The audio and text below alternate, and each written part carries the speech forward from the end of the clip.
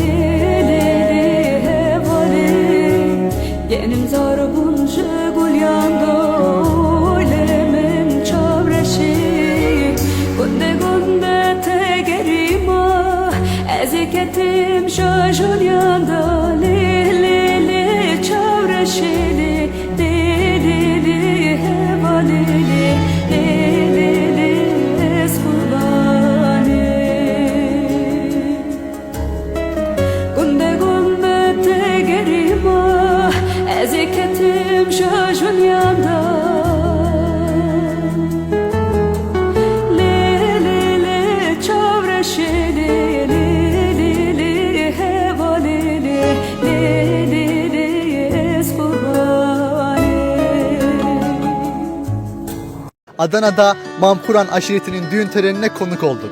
Düğünün ikinci günündeyiz. Kürt düğünlerinde genelde ikinci gün asıl düğün günü olur ve buradaki kalabalık çok daha artarak devam eder. Bugün de şu gördüğünüz görüntü Kürtlerdeki en önemli sembollerden birini, birlik ve beraberliğin ne kadar coşkulu olduğunu gösteren temel unsurlardan birisi.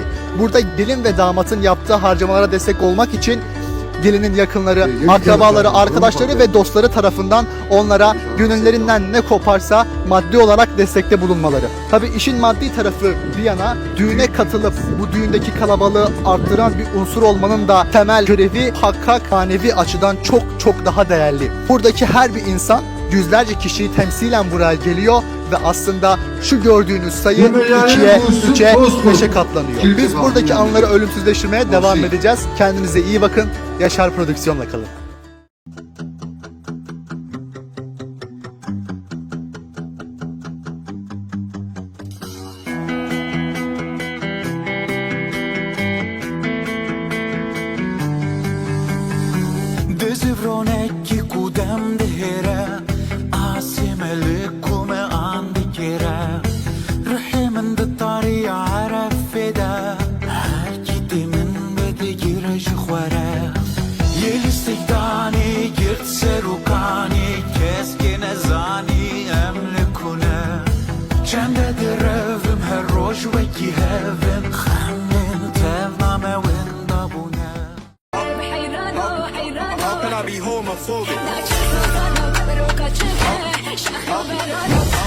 How can I be homophobic? My bitch is here.